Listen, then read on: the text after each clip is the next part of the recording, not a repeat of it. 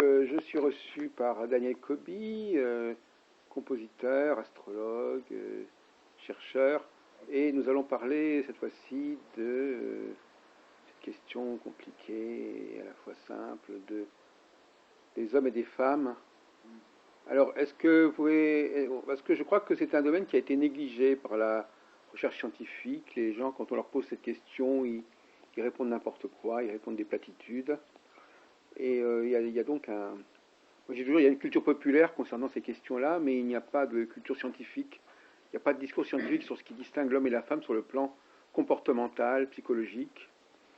Et il y a beaucoup de revendications sur des inégalités économiques et sociales, mais sur le problème de l'identité fondamentale, il n'y a pas de réflexion sur cette question.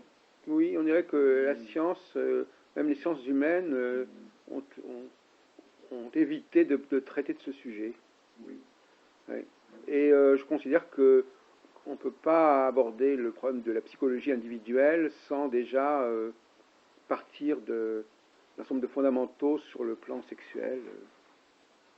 Oui, par exemple, l'existence ou le changement sociologique des couples depuis une quarantaine d'années, c'est le signe que quelque chose se transforme, dans les rapports entre hommes et femmes, qu'il n'y a plus. Et ça met en question la notion même de mariage, de famille, de structure familiale, du pourquoi de la chose. C'était là finalement pourquoi cette institution. Et elle était là en tant qu'héritage, elle était là en tant que garant d'une éducation des enfants, et la transmission, pas toujours d'un savoir, mais transmission d'argent, au fils ou à la fille, et puis voilà, la fille on la dotait, le fils on lui transmettait ses propres biens pour qu'il puisse continuer. Bon, mais notre société a évolué extrêmement vite.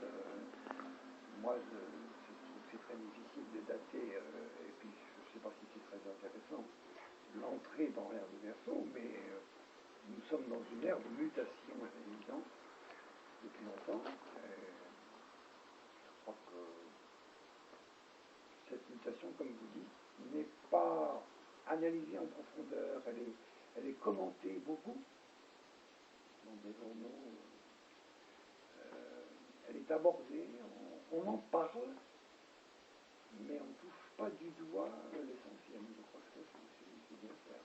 On constate les dégâts, on constate des consommations sexuelles à tout vent, on constate plein de choses, on constate un mariage sur deux qui se termine par un divorce, on constate...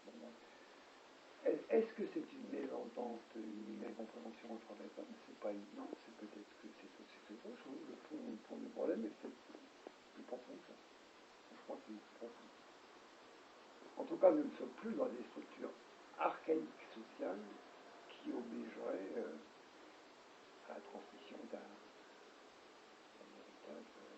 Je vais vous poser quelques questions pour voir un peu où vous en êtes. Oui. Des questions un peu pièges peut-être. Non, mais À votre avis, sur cette dialectique de l'émission et de la réception, oui. est-ce que vous diriez que les femmes sont plutôt dans l'émission ou dans la réception, hein, et à quel niveau ça se passerait? Si quelqu'un vous demandait, parce qu'on constate que le public ne sait pas très bien ce qu'il faut en penser, alors donc finalement, est-ce que... Moi, je vais avoir deux points de vue. Alors oui, oui, c'est pas plus mal. Il y a un point de vue qui serait plutôt socioculturel, et puis en plus avec des variables, mais un point de vue qui assignerait à l'homme et à la femme des typologies, des rôles, qui d'ailleurs sont contestables, puis chacun va être petit à petit sorti par des libertés, des singularités. Et par contre, du côté de l'astrologue, celui qui a eu l'habitude d'avoir dans les mains le thème n'est pas marqué masculin, féminin. Vous savez très bien comme moi que le feu vert c'est masculin et l'eau la terre féminine. Donc la distribution énergétique, déjà dans un thème natal, peut donner à une femme des éléments très masculins et à un homme des éléments très féminins. Donc il va y avoir un distinguo déjà entre le côté biologique, définition énergétique. Je comprends. Mais ce que vous ne nous expliquez pas, c'est justement, en admettant même ce que vous dites, qu'est-ce qui est féminin et qu'est-ce qui est masculin. Qu'est-ce qui serait ce facteur masculin ou facteur féminin, cette dominante masculine et féminine, comment vous la définiriez si on vous demandait? Bah, là, effectivement, je rejoins un ton assez banal. Voilà, c'est ça. Ce qui est récepteur serait plutôt contemplatif, et plutôt d'essence féminine, ou rattaché au féminin, et ce qui est actif, acteur, etc., est plutôt masculin. Oui, mais enfin, vous savez, c'est quand même très très schématique, Oui, et on n'est pas surpris que les femmes ne se reconnaissent pas dans ce schéma. Est-ce qu'on ne pourrait pas justement approfondir cette notion de masculin et féminin plutôt que de rester à quelque chose de vraiment caricatural? Parce que les femmes passives, bon, elles vont vous dire... parce que je crois que le grand débat, c'est que les définitions sont mauvaises. À partir du moment où les définitions sont mauvaises, les gens ne se reconnaissent pas. Bon, alors, c'est vrai, on peut aller plus loin que ça. Ça, c'est simplement un constat. C'est vrai que les femmes qui sont éminemment masculines. Non, mais non, c'est même pas la question. C'est dire qu'est-ce que c'est. Est-ce que le masculin, c'est ça? Est-ce que le masculin, c'est d'être actif et le féminin d'être passif? C'est pas suffisant. C'est une définition, disons, politique comportementaliste. Parce que alors là, non, mais même comportement. Pas suffisant. Oui, oui. Pas suffisant. C'est sûr qu'il y a... Et alors justement, puisque vous parlez d'astrologie, Daniel Coby, est-ce que on n'a pas l'impression que l'astrologie, de ce côté-là, elle est un petit peu limitée aussi dans ce qu'elle dit sur le masculin et le féminin? Ben, Ces définitions, elles sont... elle n'aborde pas le problème, parce que moi, j'ai jamais lu un livre clair là-dessus. Qu'est-ce qui est le féminin, qu'est-ce qui est le masculin en astrologie? Personne n'a ni osé, ni... Donc on emploie des mots sans savoir ce qu'ils veulent dire, en fait, compte. Non. Ou en croyant que tout le monde sait de quoi il s'agit, alors qu'en réalité, on n'a jamais fait l'effort de préciser. Oui, comme si tout ça était évident, tous les sources. Avait été déterminé, statué en haut lieu, alors qu'en réalité, justement, au lieu, ils s'en foutent complètement. Oui, ça, je crois que je suis d'accord. Puis je trouve qu'il y a, je vous disais tout à l'heure, il y a une telle mutation. Moi, j'ai 61 ans, j'ai tellement vu tout ça changer. Ah non, c'est vous qui disiez cela. Hein. Oui, moi, je n'ai pas parlé de cette mutation. Moi, ce qui m'intéresse, c'est l'éternel féminin, c'est pas tellement la mutation. Je comprends très bien, mais bien après 68, beaucoup de gens disent qu'est-ce qu'il en est resté de ces révoltes, de ces contestations faites par d'un ordre ou d'un faux équilibre, ou d'un ordre bourgeois, de quelque chose de trop matérialiste. Qu'est-ce qu'il en est resté de positif? J'entends souvent, de la part d'hommes ou de femmes d'ailleurs, dire c'est une certaine émancipation féminine. Oui. C'est ça que j'entends. Oui. Parce que le reste, ce serait plutôt d'ordre de l'échec. Donc voilà, donc on peut partir de ça. Donc il y a un discours, il y a une rumeur qui voudrait que, effectivement... par exemple, on va revenir à des choses toutes bêtes, de base, basiques, mais le droit de vote accordé aux femmes assez tard en France. En 1944, oui. Ouais, c'est ça, par rapport à d'autres pays. Oui. Montre que déjà, c'est pas si simple ici, pour nous, historiquement. Deuxièmement, l'accès au travail à égalité, si je puis dire, pour les femmes par rapport aux hommes, il est soi-disant là, mais quand on regarde un peu plus précisément les chiffres, ils sont moins payés que les hommes à qualité égale de travail. Elles ont toujours un peu l'obligation de la maternité, on va s'occuper des enfants beaucoup plus que les hommes, bien qu'il y ait des changements socio-culturels, mais bon, pas suffisant.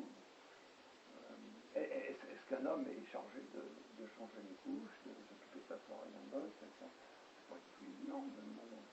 Est-ce qu'il a en lui le naturel pour ça?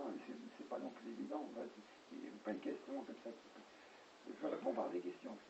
Ça, de ce côté-là, on ne peut pas dire qu'il faut être né spécialement de telle et telle nature pour faire certaines choses. Dire n'importe quel imbécile peut faire la cuisine ou changer les couches. Ça ne demande pas des qualités spécifiques. Mais bon, là, si vous voulez, c'est intéressant ce que vous dites parce qu'en fin de compte, vous êtes assez symptomatique. Bon, effectivement, vous notez une émancipation. Ça vous considérez que c'est une chose positive finalement, à la limite? Et donc finalement, ça... Je me demande. Oui, Je me alors... demande parce que il Oui. y a maintenant, j'assiste en écoutant des femmes beaucoup plus jeunes, comme la fille qui a 26 ans ou d'autres qui ont 20 ans, j'assiste à une revendication de type moi je veux trouver un mec riche et puis je vais avoir des gosses et puis rien. Ah bon? Ah oui, voilà, j'entends des trucs comme ça, je dis de toute façon ce monde est foutu, il n'y a rien à faire d'intéressant, voilà, voilà. Ou alors, je dis mais non seulement il y a mutation, mais il y a permutation, là, ça va très très vite. Là, moi je suis plus.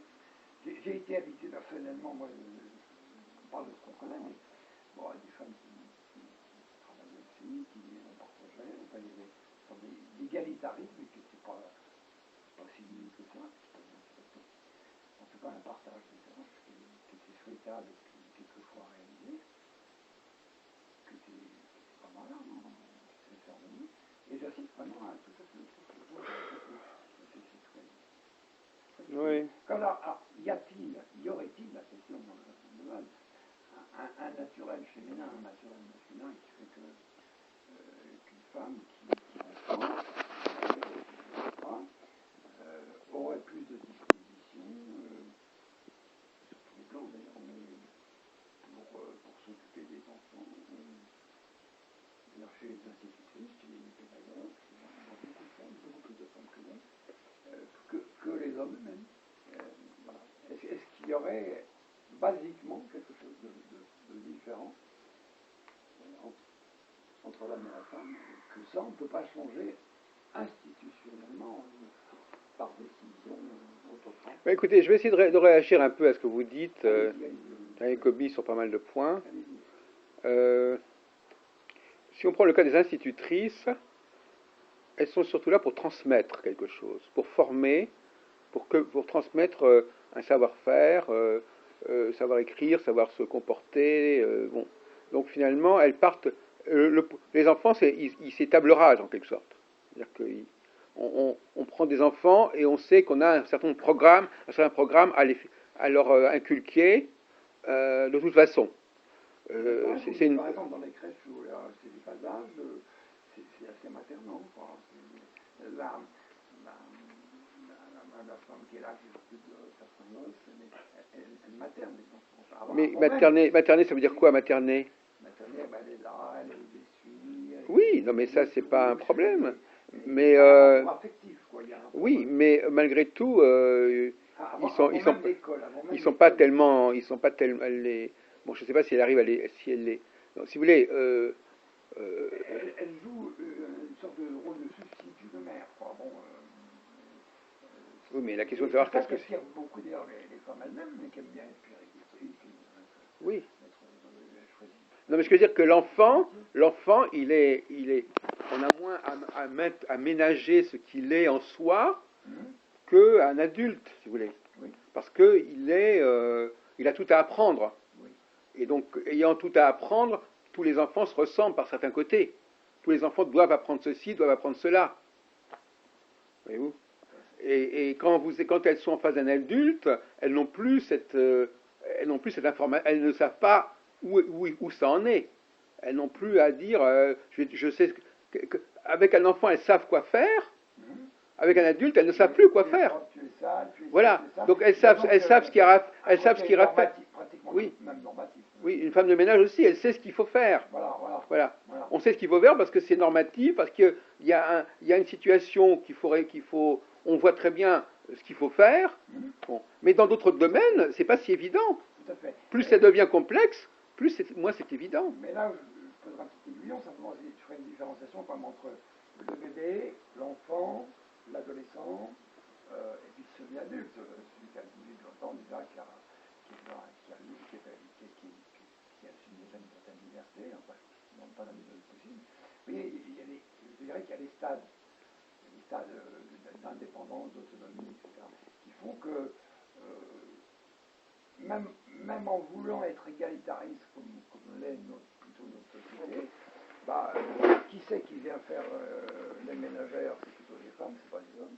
Qui c'est qui est puricultrice, c'est plutôt les femmes, c'est pas les hommes. Et qui c'est qui va assumer, par exemple, beaucoup plus un enseignement universitaire pour des gens de 22-23 ans, c'est plutôt des hommes que des femmes. Il y a des femmes, il y a des exceptions, mais je je dirais, en masse. Il y a des colorations, quoi, qu'on ne peut pas. Alors bon, écoute, donc ça, c'est donc d'accord. Oui. Donc on comprend pourquoi les femmes sont plus à leur aise quand c'est évident qu'il faut faire certaines choses. Quand il y a la dépendance. Quand il y a une sorte de norme à restaurer, Oui. il y a des choses qu'il faut apprendre, que tout le monde doit savoir. Bon, à partir de ce moment-là, elles sont dans la statistique, c'est-à-dire qu'il faut que tout le monde fasse ça. Il faut que tout le monde habite dans un endroit décent, propre, etc. Donc il y a des critères comme ça très généraux qui ne souffrent aucune exception, a priori. Tous les enfants doivent faire ceci, faire cela, tous les enfants doivent apprendre à lire, quand on est dans un endroit, on vient faire le ménage, il faut que ce soit propre. Tout ça, c'est des choses qui sont de l'ordre de l'évidence. D'une certaine normalité. Oui, une évidence, c'est-à-dire que voilà, il est évident qu'il faut savoir ça, bon. Mais quand on n'est plus dans le domaine de l'évidence, là, les femmes, elles sont moins performantes, effectivement, et on sait plus très bien, elles sont plus très bien, bon. Et alors par contre, en revanche, si elles doivent réaliser des tâches extrêmement précises, là, ça va encore. Si on leur dit faites ceci, faites cela, bon. Mais dès qu'il faut prendre une initiative dans des situations qui ne sont pas évidentes. Bon, alors on parle beaucoup de l'intuition féminine, mais en réalité, finalement, bon, moi j'ai un peu repris le problème à rebours, et je dis que les femmes, moi j'ai remarqué que les femmes sont très émettrices. Émettrices, c'est-à-dire que elles aiment bien transmettre ce qu'elles savent, elles aiment bien qu'on les écoute, et elles sont plus des gens qui parlent que des gens qui écoutent, paradoxalement, contrairement à ce qu'on dit parfois. Parce que parler... Je trouve que c'est pas faux. Elles sont beaucoup plus émettrices et beaucoup moins passives qu'on voudrait bien le dire. Elles sont beaucoup moins... Elles captent... Par exemple, moi je dis au contraire que les hommes, quand vous mettez un homme dans une situation X ou Y, il capte la situation. Père, il dit, voilà, où suis-je? Qui sont les gens autour de moi? Qu'est-ce que je vais leur dire? Qu'est-ce que je vais faire avec eux? La femme, elle dit, voilà, qu'est-ce que je sais? Qu'est-ce que je suis? Et je vais leur dire ce que je sais. Et je vais m'exprimer comme je suis. C'est qu'en fin de compte, elle part de son sujet, elle dit, voilà, moi, ce que je peux faire, c'est ça, donc je fais. Ce que je sais, je le donne. Maintenant, l'homme, il se demande, mais qui sont ces gens-là ici? Il faudrait d'abord que je les connaisse, ces gens-là, pour savoir comment leur parler. L'homme va rechercher des identifiants, va rechercher à s'identifier ou se situer par rapport à un groupe. La femme, non, a tendance à placer soit son ego, son narcissisme. Et voilà, je crois qu'on est raison là-dessus. Mais d'une façon beaucoup plus naturelle. Et ça a l'air inoffensif, mais ça n'est pas tant que ça. C'est une communication, mais qu'une communication à sens unique. C'est-à-dire que et dire souvent, elle est dans la communication à sens unique. Même quand elle va vers les enfants, les enfants, elle sait très bien ce qu'il faut pour eux. Comme si c'était évident. Voilà, donc elle est dans l'évident. Et quand elle parle, par exemple, moi je me souviens d'un truc assez amusant. On était à une réunion, il y avait une astrologue. Je ne nommerai pas, et on s'attendait à une discussion, elle dit, non, je vais faire un exposé pendant 2 heures, et puis après on discutera. C'est-à-dire qu'il fallait qu'elle déballe ce qu'elle savait, exactement comme elle le fait n'importe où. Elle pouvait parler à des astrologues ou à des non-astrologues, elle ferait le même discours. C'est-à-dire elle nous a infligé des connaissances basiques en astrologie, parce que tout simplement son exposé a été fait comme ça, il est fait comme ça, et il faut donc le subir. Elle ne s'est pas demandé ce qui pouvait convenir au regard des gens qui étaient présents. Au lieu de la situation. Oui, alors on a nous, a priori, dans nos têtes, l'impression qu'il y aurait une sorte d'intuition féminine plus développée que chez les hommes, plus réceptrice. Et ça, dans les faits, ça paraît pas si évident que ça. Hein. Non. Ça paraît pas du tout si évident que ça. Non.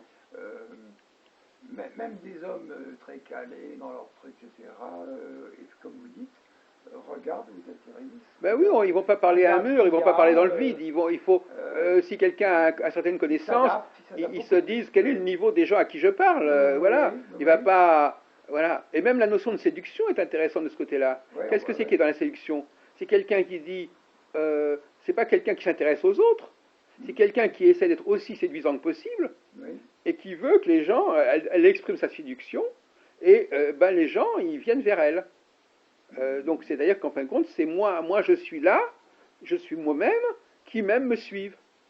Mais elle ne va pas vers l'autre, véritablement. Alors là, vous rajoutez un pavé énorme qui est le problème de la séduction. Enfin, celui-là, il est énorme, et puis il y a qu'à voir toutes les pubs qui traînent depuis longtemps. Il est clair que l'objet de séduction, c'est la femme. C'est très peu l'homme, même quand on essaye de mettre un bel acteur, ou je ne sais pas quoi, ça ne dure pas longtemps. L'objet de séduction central, de toute façon, c'est la femme. Et même les femmes entre elles, alors moi, ce que j'ai remarqué, ça, c'est assez... J'ai remarqué parce que j'aime bien observer aussi, j'aime bien. Et, alors, les femmes entre elles se jouent. Est-ce qu'elle est mieux? Qu'est-ce qu'elle a de mieux que moi? Pourquoi lui me laisse tomber? Pourquoi il va vers elle? Mais ça peut être même d'une... je dis ça gentiment, mais là, ça peut être terrifiant. Terrifiant je pense que de haine. Je vois pas les hommes comme ça. Les hommes, bon, mais ça marche un petit peu. Bon, bah, j'en ai toujours des difficultés, mais je vois pas tant de haine chez les hommes. Même dit, bah, cette chaussure est à mon pied ou pas, bon, bah, ça colle pas entre nous. C'est rare qu'il y ait... Bon, il y a aussi, bien sûr, bah, on est tous des humains, il y a des comparaisons qui se font, il y a toujours, ouais, tu vois, celui-là parce que celui-là il a fini, pas celui-là parce que celui-là, toujours des choses un peu bas. Je vais vous poser d'autres questions. À votre avis, qu'est-ce que la femme ne comprend pas chez l'homme et qu'est-ce que l'homme ne comprend pas chez la femme? Bon, commençons par le premier point. À votre avis, qu'est-ce qui fait que les femmes sont déconcertées par les comportements masculins et probablement entre elles doivent se dire mais ces hommes, on ne les comprend pas. Pourquoi on ne les comprend pas? Qu'est-ce qui est dans le comportement féminin qui dépasse l'entendement de la femme, par exemple? Dans le comportement masculin, je veux dire.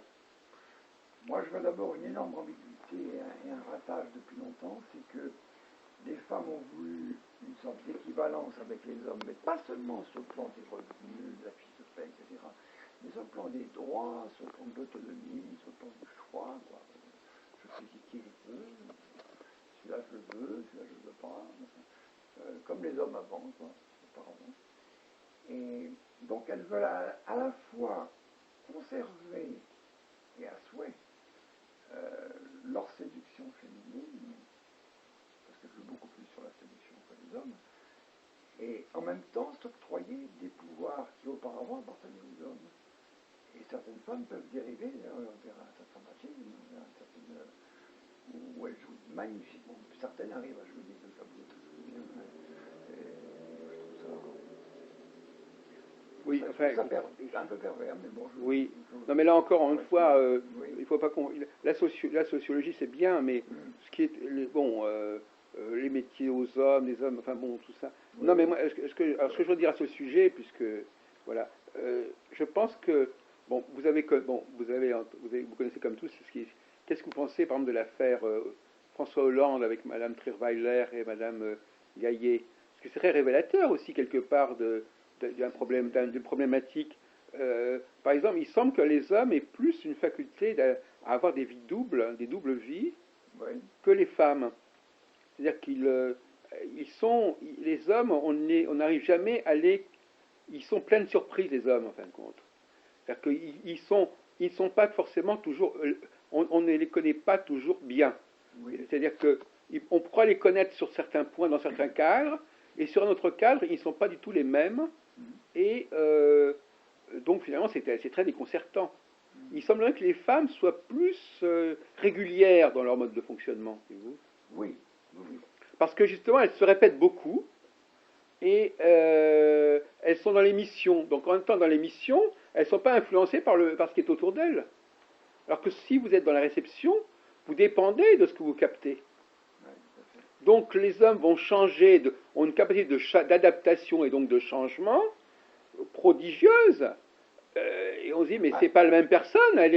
Selon les contextes, l'homme va être complètement différent dans son comportement. Il peut être très doux dans un contexte A et très dur dans un contexte B, alors que la femme, finalement, elle va avoir un mode de fonctionnement qui n'est pas tellement influencé par le monde extérieur et qui donc va être beaucoup plus régulé, si on peut dire. Oui, parfois monotone, normatif, voilà.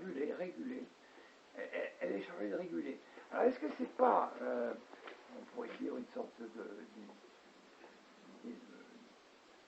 plus que d'idée, mais de notion de conservation de l'espèce, voilà, ça n'est pas là pour assurer une sorte de conservation, à la fois par assurer la nourriture, assurer un certain de sécurité, assurer des choses comme ça, et que ce sont les hommes qui vont prendre des risques dans quelque domaine que ce soit. Bon, vous qui êtes historien, moi je ne sais pas, mais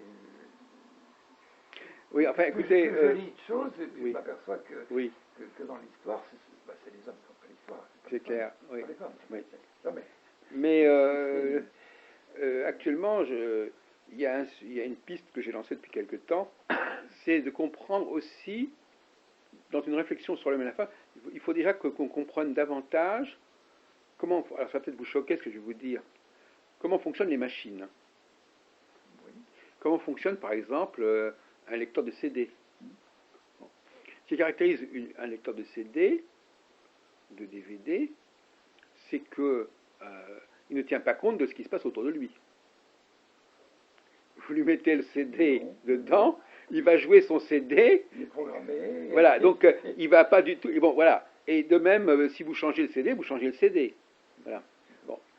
Et moi, je trouve que les femmes ont des points communs avec le lecteur de CD, dans le sens où elles émettent, elles peuvent émettre, elles émettent ce qu'elles ont à émettre, et il n'y a pas de feedback. Le problème de la femme, c'est qu'il n'y a pas de feedback. Qu'est-ce que c'est? Parce que pour qu'il y ait un feedback, il faut que vous soyez récepteur. Oui.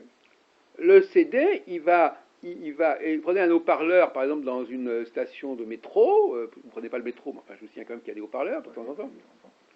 Eh bien, il va réciter le même disque indéfiniment, même s'il n'y a personne sur les quais. Donc, c'est cette espèce d'indifférenciation ou d'indifférence à ce qui se passe autour de soi. J'émets, quoi qu'il arrive, et quoi qu'il se passe, et quels que soient les gens qui soient là, c'est vraiment l'hyper-émission. Un récepteur, c'est quelqu'un qui se dit, mais qu'est-ce que je fais? À qui je parle? Où suis-je? Est-ce que ça va intéresser les gens? À quoi bon parler s'il n'y a personne qui m'écoute? Comme on dit, je ne vais pas parler à un mur. Bon. Donc, effectivement, moi, je ne voudrais pas vous précipiter ce genre-là, mais je veux dire qu'il y a quelque chose d'un peu mécanique dans le comportement féminin, et les machines sont, vous employez le mot égocentrique, les machines sont très égocentriques, si vous voulez. Elles sont très égocentriques, puisque finalement, elles font ce qu'elles ont à faire. La seule chose qui les intéresse, c'est de faire leur boulot, et d'émettre ce qu'elles ont à émettre, et ça ne va pas plus loin. C'est pour cela que, moi j'emploie une expression qui est un petit peu choquante, j'ai tendance à dire que les femmes sont des androïdes. Des androïdes. Des androïdes, c'est-à-dire des êtres qui ressemblent à l'être humain, mais qui le sont sur un plan un petit peu comme un robot ressemblerait à un être humain. Si vous voulez, c'est-à-dire quelque chose, une sorte de... Elles sont formatées, peut-être. Non, mais je veux dire, comme si, pour reprendre l'expression biblique, comme si Dieu avait donné à l'homme un compagnon, une compagne, puisque la femme a été formée après l'homme dans la Genèse. Oui. Et comme si finalement l'homme n'avait pas reçu comme compagnon une femme qui serait une espèce de robot en quelque sorte, qui aurait certaines fonctions, mais qui ne serait pas totalement humain en quelque sorte, si on peut dire. Bon, alors je sais que ça va assez loin, mais Android c'est quelque chose, c'est-à-dire que je ne sais pas si vous avez vu le film, je ne sais pas si vous avez beaucoup au cinéma à une époque. Est-ce que vous avez vu le film À l'époque, je l'ai beaucoup. J'ai vu les grands classiques. Oui, avec Harrison Ford, les films de science-fiction. Vous savez que dans les films de science-fiction, il y a parfois des choses très intéressantes. J'aime beaucoup la science-fiction parce que Oui. Projection extraordinaire. Et il y a des films, par exemple, de science-fiction où il y a des androïdes qui sont là et parmi la population, il faut les repérer. Ils ressemblent à des êtres humains, mais dans leur comportement, il y a des choses qui font qu'il y a des failles dans leur comportement et on les repère. Ouais. Donc, euh, euh, je dirais que quelque part, la femme ressemble pas mal par certains côtés. Moi, ma théorie, qui est un peu une théorie de science-fiction, c'est que elle correspond à une technologie extrêmement avancée, qui aurait été perdue, et qu'on commencerait à retrouver maintenant. C'est une technologie, une biotechnologie qui aurait été très très élaborée il y a des milliers d'années, et qui aurait donné naissance à la femme. Et aujourd'hui, avec les nouvelles machines qu'on fait, dans quelques décennies, on fera des choses qui seront du même ordre, en quelque sorte. Est-ce que vous faites une allusion, par exemple, à ces rennes, à ces fourmis, à ces organisations d'insectes Non, je ne fais pas. Il y a la reine mère, et puis il y a une super organisation où tout le monde est au service. Oui, C'est très organisé, oui. Beaucoup mieux que chez nous, parce que l'homme a droit à la révolte, oui. L'homme a droit à ne pas accepter donc on va essayer de... Oui. Oui, non, je pense plutôt à l'Atlantide, à des choses comme ça, oui, à des technologies, des mondes disparus qui nous auraient légué des technologies extrêmement puissantes, dont la femme serait le grand fleuron, si vous voulez, quelque part. Hein. C'est-à-dire que la femme serait le summum d'une technologie déjà... d'une technologie extrêmement poussée, dont on aurait dont on aurait fait cadeau à l'homme en quelque sorte. Et donc l'homme depuis des millénaires serait accompagné d'un être comme ça, un petit peu artificiel, un petit peu fabriqué, qui fonctionne un petit peu comme les machines d'aujourd'hui. C'est-à-dire qui fonctionne. Et alors justement, c'est l'occasion de parler je voudrais votre avis là-dessus, les mots, les rapports des femmes avec les mots. Parce que justement, je crois que les mots sont très importants pour les femmes, que c'est ça qui les déclenche, parce que les mots, ce sont des codes. Les mots, le langage, ce n'est pas la réalité. Non, c'est une para-réalité. Voilà, c'est ça. Et en fin de compte, une machine ne perçoit pas la réalité, elle ne perçoit que des mots, elle ne perçoit que des signes, elle ne perçoit que des messages, que des codes. Donc, quelqu'un qui attacherait beaucoup d'importance aux mots, c'est justement, voilà, par exemple, dans quelques années, les machines seront déclenchées par des mots. On pourra déjà leur parler. C'est-à-dire qu'on n'aura plus besoin de... Bon. Donc, si vous voulez, le mot, les femmes se nourrissent de mots. Et elles réagissent aux mots qu'on emploie. Voyez-vous ? Alors, en ce sens-là, elles sont réceptrices. Mais elles sont réceptrices non pas de la réalité en soi, mais des signaux qu'on leur envoie. C'est-à-dire que si... Tout à fait, ça j'ai remarqué aussi, ça, tout à fait. Les mots et même la tonalité sur laquelle quelque chose est dit. Oui. Alors que nous hommes, on pense beaucoup plus au sens, au raisonnement. Voilà. Souvent, elles sont extrêmement sensibles à un propos doucereux ou à un propos plutôt dur, qu'au contenu. Quelle idée qu'on veut faire passer là. Ça m'a choqué. Oui, parce que ce sont des mots, chez elles, les mots sont déclencheurs. Hein, c'est-à-dire que c'est, à la limite, on pourrait même dire qu'à la limite, elle n'entend pas la phrase, elle entend tel mot dans la phrase. Oui. Hein, c'est comme les machines, elles sont programmées pour réagir à certains mots. Si ce mot-là est là, elle réagit. S'il n'est pas là, elle ne réagit pas. Oui. Mais même si en admettant même qu'on ait employé un équivalent, si ce mot n'est pas dans son vocabulaire, elle ne réagira pas. Donc souvent, effectivement, c'est la dimension formelle qui les fait réagir. Oui. Bon, par exemple, vous prenez quelqu'un qui dit des choses très intelligentes, mais sur un mode agressif. Elle ne retiendrait que l'agression, elle ne retiendrait pas l'intelligence du discours. Elle serait gênée par la façon dont on lui parle, et non pas par la qualité du contenu. En jouant un peu au comédien, en prenant des personnages différents, comme ça, d'une seconde à l'autre, si je suis doux tout d'un coup, tout en disant des choses pas toujours sympathiques, mais ça part très très bien avec les femmes, elles sont toutes contentes, elles qu'elles sont flattées pratiquement. Oui. Alors que si je montre ton, je suis pas d'accord. Elle croit que parce que les gens parlent plus fort, ils sont en colère. Ou qu'on va les violer, ou je sais pas quoi, des choses qui ne vont pas là. Elle se fie à des apparences. Des apparences très trompeuses. Oui, c'est ça. Trompeuses, qui n'ont rien à voir avec ce qu'on voulait dire. Les enjeux véritables du débat. Oui, c'est ça. D'où communication difficile. Oui. D'ailleurs, comme vous remarquez dans les colloques qu'on organise ou auxquels vous avez participé, les femmes sont souvent en retrait, parce que dès qu'on commence à discuter, elles ont l'impression qu'on s'énerve, etc. Alors qu'en réalité, on essaie d'avancer. Et surtout, dans les colloques, elles préfèrent qu'on les laisse parler et s'exprimer, plutôt que de participer à des discussions. Voyez-vous ? Parce qu'elles aiment bien qu'on leur donne un temps de parole. On dit, voilà, vous avez une demi-heure, vous dites ce que vous voulez, personne ne va vous couper la parole. Et souvent, c'est du genre, j'ai pas fini ce que j'avais à dire. Ce qui était prévu dans mon texte n'est pas terminé, donc on doit me laisser aller jusqu'au bout. Ouais. Pour faire une aparté, juste une seconde, après ça on revient. Mais moi, j'ai été très déçu dans ce domaine de la musique improvisée de rencontrer surtout des hommes, très peu de femmes. Oui. Et quand je rencontrais des femmes, je disais, ah tiens, je suis content, je veux dire, oui. Une danseur, allez-y, oui. qui comprend un peu ce que c'est que l'improvisation, que de ne pas jouer sur des codes, ouais. Mais quel que soit le code. Oui. Il y en a très très peu, et c'était pas des femmes toujours très attirantes, pas marrantes, quoi. Ou des petits hommes ratés, ou je sais pas. Et j'étais vachement déçu de ça, parce que je me suis dit, il y a une différence fondamentale là, dans l'état d'esprit. L'état d'esprit, il y a quelque chose qui fait que là, on se retrouve en train d'improviser, oui, sûrement. d'élucubrer des trucs, d'inventer.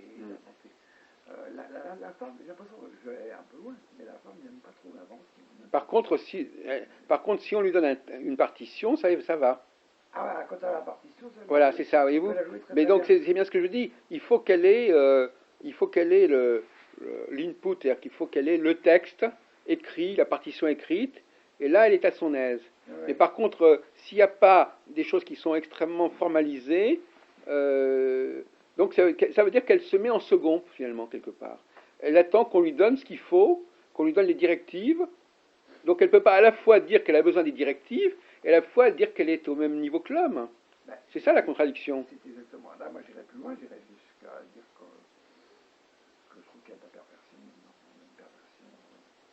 Mais elles sont aussi manipulées. Peu de gens parlent, mais quand les femmes ont suffisamment de talent pour s'exprimer bien, etc., et concurrencent les hommes dans certains domaines, elles jouent à la fois sur la possibilité d'avoir le logos et en même temps sur leur côté féminin qu'il ne faut surtout pas bafouer, il ne faut pas parler de leur fascisme, de leur machin, de leur séduction. Alors attention, j'ai envie de dire, elles veulent le beurre et l'argent du beurre, elles veulent tout. Qu'est-ce qui ne va pas là? C'est pas abordé ça, moi je lis pas de... Je sais qu'à un moment donné vous aviez un petit peu attaqué Ballinter sur les Y, parce que moi j'avais lu avant, et puis je me suis dit tiens... non mais... Son bouquin est séduisant, mais il n'a pas tort Jacques, parce que... pourquoi c'est pas abordé? C'est jamais abordé ça. Pourquoi une Simone de Beauvoir qui joue finalement un rôle d'homme sur le plan intellectuel, etc., joue aussi son rôle de femme parce qu'elle n'est pas moche, parce qu'elle a un certain charme. Pourquoi tout ça? Pourquoi cette fausseté n'est pas abordée? Pourquoi on n'en parle pas? Ça clarifierait peut-être. Peut-être. Je me trompe. Non mais les femmes, quelque part, elles ont vocation à copier les hommes. Oui. Bon. Oui. Et donc par conséquent, ce rôle-là, elle le joue. Elle joue le rôle de clone quelque part. Elles reproduisent les propos des hommes, elles les reproduisent, les écrits des hommes, les partitions, elles interprètent. C'est des muses, quoi. Moi j'ai eu la chance d'avoir quelques musiciennes dans ma vie ou danseuses. Bon, c'était des muses qui m'ont beaucoup apporté. Mais quand il fallait passer à la création et composer des trucs, c'est moi qui le faisais. Et j'étais obligé de me retrouver autoritaire, alors que je ne me suis pas de nature, et ça me faisait chier. Et en fait, elles attendaient l'homme autoritaire. Mais oui, d'ailleurs, Les l'autre jour, contradictions, là, j'étais avec une dame qui voulait m'aider pour appeler des gens. Elle me dit, donnez-moi un texte écrit, que je puisse le lire et le relire constamment. Et oui. Elle ne pouvait pas elle-même improviser, c'est même pas une grande improvisation là, c'est même pas improviser, c'est simplement parler au téléphone, de dire quelque chose au téléphone. Et ben il fallait qu'elle ait son texte, qu'elle puisse relire. Elle pouvait même pas improviser quelques lignes comme ça pour parler. Alors vous imaginez pour bon. Oui, oui, ça complexifie tout. Il y a un mot qui me vient tout de suite à la tête, moi c'est le mot mimétisme. Il y a un mimétisme chez la femme, ça veut dire que des femmes qui ne sont pas trop bêtes, etc., vont chercher des hommes plutôt cultivés, plutôt intéressants, etc., plutôt pour les singer que pour se singulariser. Bon, ça arrive, il y a des femmes remarquables, mais il n'y en a pas beaucoup. Je trouve que moi je suis vachement déçu. De toute façon, mon cher Daniel, on a dit tout à l'heure, les mots ne veulent rien dire. Quelqu'un peut très bien prendre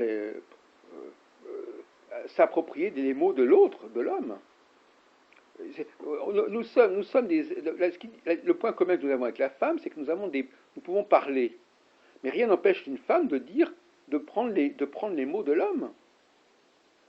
Donc à ce moment-là, quand une femme dit quelque chose, est-ce que c'est elle qui parle ou est-ce qu'elle ne fait que répéter ce que les hommes ont dit? Il faut pas surestimer l'importance de la parole. N'est-ce pas? Des gens complètement idiots peuvent dire des choses très intelligentes parce que tout simplement ils répètent des choses intelligentes. C'est ce qui se passe dans le meilleur des cas. Donc, mais ça ça ne veut rien dire. Parce qu'elles sont entourées. Elles sont bien coachées, etc. Mais le fait que quelqu'un, à un moment donné, dise quelque chose d'intéressant n'est pas. Ce qui est intéressant, c'est de savoir si elle est la première à le dire. Voyez-vous. La grande question, c'est là. Oui. La question, c'est pas est-ce que vous dites quelque chose d'intelligent, c'est-à-dire est-ce que c'est de vous. Si c'est pompé, et bien voilà.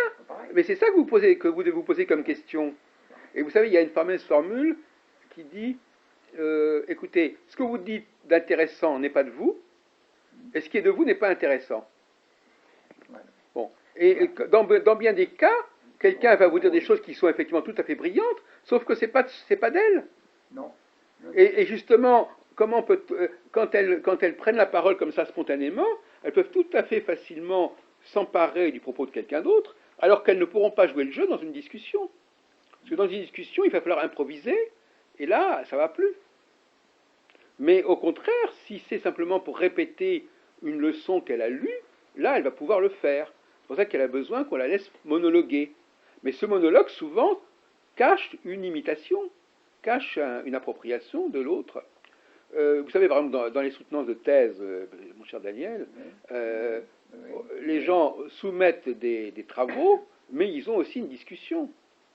Oui. Et dans la discussion, on essaie de les déstabiliser, on leur pose des questions, pour voir si réellement ils sont l'auteur de ces travaux. Imaginons quelqu'un qui donne un document extrêmement valable et qui soit extrêmement médiocre dans le débat avec les professeurs. On va se poser des questions, on va dire, mais est-ce qu'il est vraiment l'auteur de ce texte? Et donc il faut effectivement, il ne s'agit pas que des femmes disent des choses intelligentes. Il faut que ce qu'elles disent, ça vienne d'elles. Mais pas d'elles parce que ça sort de leur bouche, mais que ça vienne d'elles, c'est-à-dire que c'est quelque chose qui n'a pas été dit. Qui n'a pas été dit avant de cette façon. Si c'est simplement pour dire des choses qu'on connaît déjà, ça n'est pas. Alors, donc qu'elles nous surprennent dans ses propos, ça c'est beaucoup moins évident. Voilà. Ou alors c'est parce que elle vous parle de quelqu'un que vous ne connaissez pas, et donc elle va. Moi, ce que j'ai remarqué, c'est que souvent, j'ai une mère qui est intelligente, il n'y a pas de doute. C'est pas parce qu'elle a fait de bonnes études, mais c'est parce qu'elle est capable d'être très intelligente. J'ai vu d'autres femmes intelligentes qui m'ont séduit par ça, mais je vois souvent j'entends des choses très bien exprimées, très bien formulées, mais pas toujours vraiment intéressantes. Moi, je me dis d'où ça sort. Ça a été du copier-coller. C'est très bien digéré. Oui. C'est très bien digéré, voilà. Quoi. Je veux dire, on sent que ça a lu, quoi. C'est cultivé, ça a bien lu, ça a bien appris, ça a bien bossé. Mais l'originalité, là, personnellement, je ne suis pas sûr, les mannequins, ça marche pas. Ça fait beaucoup. Si pour donner et puis se faire piquer, c'est chiant. Quoi. Ah ben oui, mais ça C'est c'est... chiant. Ben, moi-même, je viens de retrouver une petite fille, j'avais 10 ans, je disais, mais elle a mangé ce piano, j'adore, ce piano, je suis seul avec ce piano, mais je ne suis pas seul. Mais j'aimerais bien un jour, si un jour je trouve une femme un peu comme moi, un peu un bizarroïde, parce que moi, Oui. je suis pas très, Ben, parfois ça malade. explique pourquoi il y a des homosexuels aussi, parce qu'effectivement, parfois il y a plus de satisfaction à être avec un homme qu'avec une femme, dans certaines mesures. Mais Mais moi, ça ne m'a pas empêché d'avoir beaucoup d'amis hommes, mais je n'ai pas de désir physique. oui, c'est ça. Donc Avec la les hommes. question qui se Par pose, contre, j'ai beaucoup plus de complicité à discuter avec un homme qu'avec une femme. Avec une femme, c'est toujours compliqué. Hein. Même ma fille, qui est une gosse sagittaire, marrante et tout, fantaisiste et très cultivée, c'est pas toujours simple. Quoi. Des fois, c'est bien. Des fois, j'ai l'impression qu'elle copie, elle me répète des trucs que j'ai entendus une fois. Elle dit non, s'il te plaît, tombe pas dans ce sur l'hindouisme. Comment réfléchis un peu par toi-même, t'as été là-bas, tu vois bien. Ça aurait sûrement été des trucs originaux. non mais effectivement, là on est d'accord, c'est qu'effectivement, les femmes ne sont vraiment à leur aise que si elles commencent à reconnaître ce qu'elles doivent aux hommes.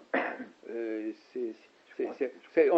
y a un minimum de gratitude dont elles ne peuvent pas se défaire. Elles doivent reconnaître qu'elles n'existent que par les hommes, qu'au travers des hommes. D'ailleurs, l'autre jour j'écrivais à ce sujet, je disais, J'en finis là, moi aussi, hein, je suis très déçu, et pourtant, j'ai plutôt été, il y a des hommes qui ont jamais été avec de femmes, moi j'ai eu la chance d'être souvent dragué, dès que je drague, c'est la catastrophe, mais j'ai connu beaucoup de femmes de tous âges, peu importe, mais franchement, au final, là, je me dis, mais merde, qui m'a apporté vraiment quelque chose je suis très, très, très ennuyé, très déçu. non, mais il y a peut-être un lien particulier, c'est un autre problème, il y a peut-être un lien qui existe par ailleurs entre les hommes et les femmes, qui est assez complexe, qui est peut-être... c'est un peu comme le lien qui existe entre les hommes et les chevaux. Il y a des très vieilles relations depuis des millénaires. Ah ben, à ce moment-là, on peut parler d'inconscient, on peut parler de tout ça. Voilà, il y a quelque chose, il y a des liens très anciens qui renient, mais qui ne sont pas fondés sur des qualités propres aux femmes, qui sont fondés sur une sorte non, même pas de quelque chose, une sorte de loi, un lien, il y a un lien, il y a du lien entre les deux, qui n'est pas fondamentalement lié à une quelconque utilité, si ce n'est que l'homme fournit à la femme de l'énergie. Fournit, c'est ça, c'est la femme est une sorte de parasite de l'homme quelque part. Voilà. Elle se nourrit, l'homme lui donne de la vie, lui donne du grain à moudre, lui donne des choses à faire, lui donne des choses à interpréter, et voilà.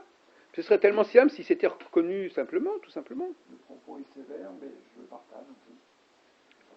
La femme doit reconnaître ce qu'elle doit aux hommes et ce qu'elle continue à leur devoir, et à partir de là, voilà, ça la nourrit, ça l'irrigue, ça lui donne des choses, ça la meuble, ça l'occupe, mais par elle-même, il n'y a rien en elle-même, ça vient de l'homme. L'homme lui donne des choses, mais au fond, quelque part, je dirais que elle n'attend rien d'elle-même, quelque part.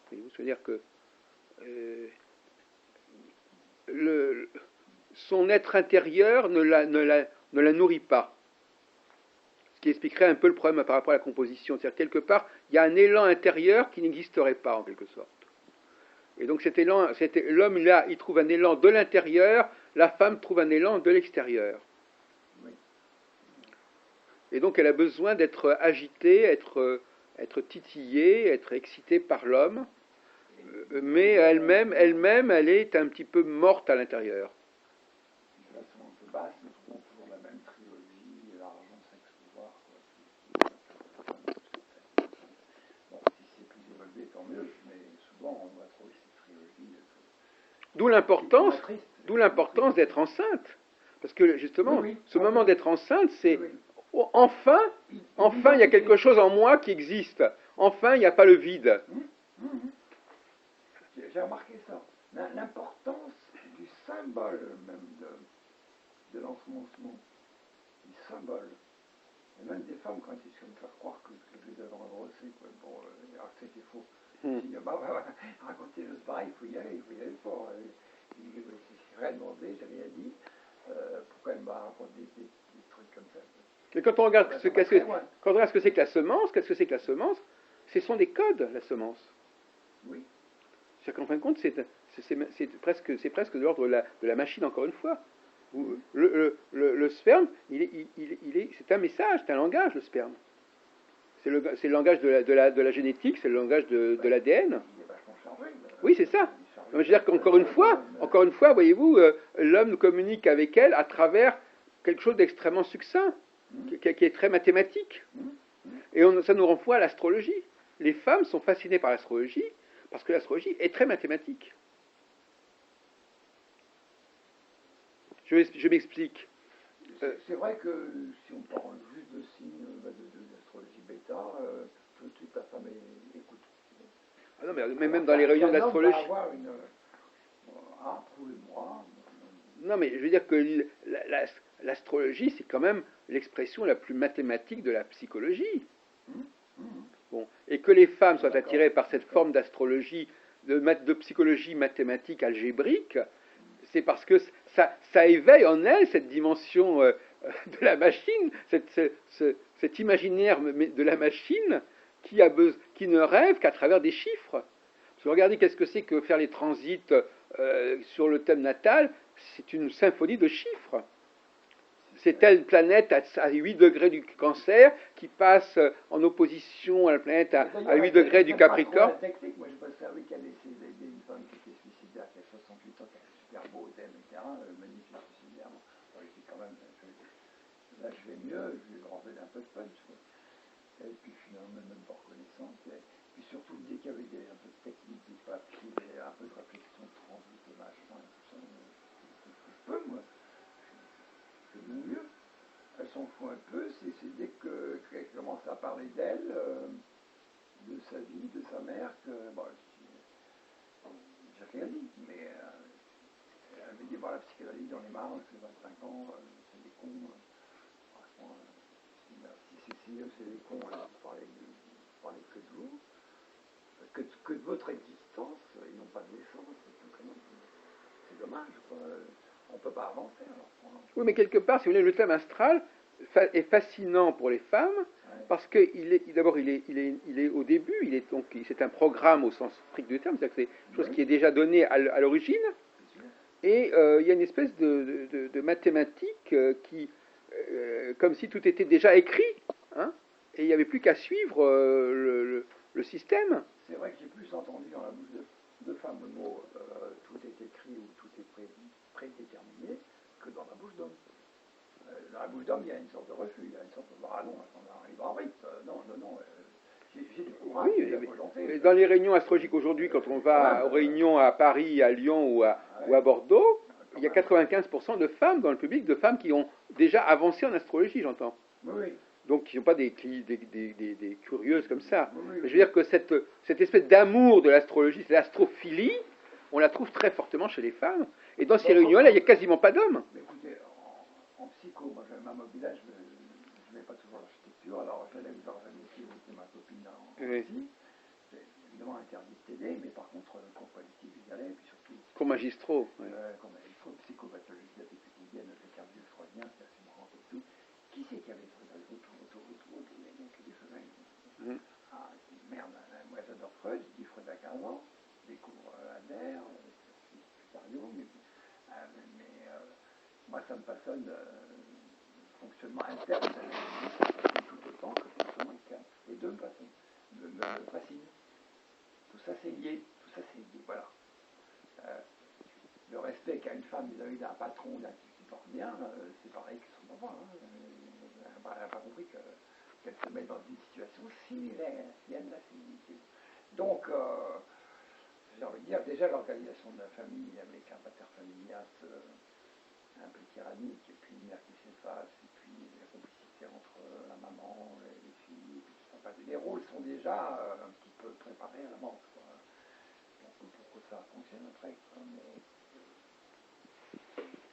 Alors, quelquois, quand j'entends des femmes un peu révoltées, ça me plaît, quoi. Original ou révolté, j'aime bien. D'où qu'elles viennent, mais ça me plaît. C'est-à-dire que le problème des femmes, c'est... Oui, Christine Taubira. Ah bah, franchement, elle provoque, elle est marrante, oui. Elle se sert assez bien du langage et des actions-réponses, et je trouve qu'elle prend des risques qui m'amusent beaucoup, moi. Ça ne gêne pas. Bon, c'est une forme d'espérance, quand même. J'espère qu'elle sera suivie. Il y a aussi des femmes comme ça, pourquoi pas. Oui, bon, oui, on pourrait, oui, non, mais bien sûr. Oui, non, mais bien sûr, ben, on sait pas. Oui, c'est vrai qu'il y a parfois des cas, on ne sait pas très bien ce qu'il faut en penser. Ouais. Mais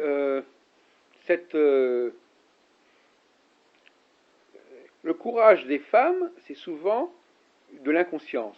C'est-à-dire qu'effectivement, à un moment donné, elles vont dire quelque chose, quoi qu'il arrive. Il faut que ça sorte, il faut que ça passe. Les hommes sont plus, on le voit, ils tiennent compte des circonstances, ils regardent si c'est vraiment le moment pour le faire, etc. La femme, elle est tendance. Alors, c'est pour ça que il faut faire très attention, parce qu'on va dire, elle est masculine. Non, c'est pas quelqu'un qui veut faire passer son message à tout prix n'est pas forcément masculine. Ce volonté de faire passer son message, ça peut être au contraire très féminin, à mon avis. Voyez-vous. Donc il y a des représentations qu'il faut revoir. Le fait de répéter indéfiniment, je veux quelque chose, je le dirai, je veux me faire entendre, quoi qu'on dise, qui que ce soit, et je me moque de qui sont les gens autour de moi, pour moi, c'est un comportement féminin. Même si ça ne correspond pas au schéma traditionnel, pour moi, c'est très féminin cette façon de ne pas faire attention à qui on parle et de ne pas tenir compte des circonstances. Oui. Les hommes sont finalement beaucoup plus adaptables, ils regardent un peu ce qui se passe, ils voient si c'est le moment, ils tiennent compte ils sont très récepteurs dans ce sens-là, c'est-à-dire qu'ils sont parfois trop influencés par ce qui se passe autour d'eux, et en ce sens-là, on dira qu'ils sont faibles, parce qu'on voit par exemple Hollande qui change d'avis, qui change parce qu'il voit que c'est pas le moment, alors qu'une femme aurait foncé. Et alors on dit, elle est fonceuse donc elle est mâle. Non, non, moi je dis que cette capacité d'affirmer comme ça de façon intransigeante son propos, pour moi c'est féminin, c'est pas masculin. Alors revenons sur une autre symbolique qui devrait vous intéresser, c'est celle du soleil et de la lune. Alors oui, mais justement, là aussi il y a un problème. Il y a un problème. Est-ce que la lune est féminine ou masculine? Oui, par exemple. Hein. Parce que la lune, qu'est-ce que c'est que la lune? La lune, elle change très vite de signe, la lune. Hein, elle change très vite d'aspect. Donc elle est constamment, elle n'est pas du tout statique, la lune. Non, pas du tout. Et puis elle n'aimait pas de la lumière, donc elle a réfléchi, c'est clair. Non, mais c'est un autre problème, ça. Elle n'aimait pas la lumière, autrefois on ne le savait pas. Mais je veux dire qu'en tout cas, elle est un être en mouvement. Elle est une fluidité, par opposition aux étoiles, par exemple, qui ne bougent pas. Voilà. Donc, si on vous demandait qu'est-ce qui est féminin ou masculin, les étoiles ou la lune? Qu'est-ce que vous répondriez, monsieur Kobi? Parce que vous qui avez été nourri dans une astrologie qui vous disait tout le temps que la lune était féminine, mais la lune, on attribue la féminité à un astre extrêmement rapide qui change constamment. C'est-à-dire qui passe d'un truc à un autre. Or ça, c'est pas du tout féminin. Donc quelque part, il y a, et le soleil, d'ailleurs le soleil et la lune, c'est à peu près la même chose, le soleil aussi bouge très rapidement par rapport à des planètes comme Pluton ou comme les étoiles, le soleil et la lune, ce sont des astres extrêmement rapides. S'il n'y avait pas de soleil, il y aurait oui, mais bien sûr, oui, je sais, mais on s'en... C'est lui qui émet le rayonnement, tous les rayonnements, c'est lui. Hein. Vous enlevez l'étoile, bah... Non, mais on sait, mais dans la symbolique, ça c'est dans la symbolique traditionnelle d'il y a 10 000 ans, on ne connaissait pas ces sortes de subtilités, on ne savait pas que la lune n'avait pas de lumière, et je crois qu'il faut oublier cette question-là, voyez-vous, il faut essayer de ne pas tout mélanger. Le fait est que le Soleil et la Lune sont des astres qui sont beaucoup plus rapides que Saturne ou Pluton ou les étoiles. On est d'accord là-dessus. Ils sont beaucoup plus rapides. Et donc tous les deux, ils avancent très rapidement, ils changent très rapidement de signe, ils changent très rapidement d'aspect, ils changent très rapidement de configuration. Et la question est donc de savoir... Quand on dit quelqu'un est, excusez-moi, mais quelqu'un de lunatique, c'est souvent entendu quelqu'un d'un peu féminin. Non, mais on n'est pas dans la sémantique, là. Non, Je suis d'accord avec vous. Je suis d'accord avec vous, mais en réalité, finalement... Lunatique qui vient de lune, bon... je sais. Regardez par exemple Don Juan. Prenez le passage de Don Juan. Ouais. Le Don Juan, il est très lunatique, justement, dans le sens où il change de femme très fréquemment. Il passe d'un être à l'autre. Dans le Mahabharata, dans la mythologie hindoue, la lune est masculine. La lune est l'épouse des différentes étoiles. Et l'époux des différentes étoiles. C'est-à-dire que la lune, c'est un être polygamique, donc la lune est masculine. D'ailleurs, en allemand, vous savez très bien que la lune est masculine. Ah oui, il y a des problèmes sémantiques terribles. Non. Donc là aussi, l'astrologie, vous pouvez pas. Si vous identifiez la femme à la lune, Disone et puis voilà, Disone et Dermont. Dermont, alors c'est tellement à l'envers, bon, donc c'est. Oui, mais en réalité. Et même l'histoire des drapeaux, tout simplement, le croissant lunaire arabe est très clair. Enfin, je veux dire, c'est la lune qui est exaltée, c'est pas. Oui, mais le croissant, c'est en même temps le phallus. C'est-à-dire que c'est ce qui croît, ce qui décroît. Alors, qu'est-ce qu'il croît? Il croît dans le niveau de l'anatomie, c'est bien le phallus. Oui, absolument. Donc, il y a là aussi des confusions au niveau du symbolisme, voyez-vous, qui nous empêchent de réfléchir correctement. Alors, les astrologues véhiculent comme ça l'idée d'une... Alors, vous avez raison de rappeler... Les astrologues se répètent aussi pas mal entre eux. Parce que oui, ben, je fais pas... Je reviens à des bouquins plus anciens, qui effectivement qui nient un peu toute l'astrologie commerciale depuis 40 ans. Ça, c'est à la mode, ça, c'est à la mode, ça, c'est à la mode, mais il y en a marre. Et quand je dis métaphysique de l'astrologie de Daniel Giraud, oui. je prends mon pied à chaque ligne, parce que le type, il a oublié d'être con, hein, c'est riche, c'est dense, quoi. On n'est pas dans vous prenez Mercure, vous prenez Vénus, vous prenez Mars, vous prenez... il ne va pas répéter les mêmes activités qu'on voit partout. Voilà, c'est quand même plus intéressant, quoi. On voit qu'il y a un vrai travail de fond.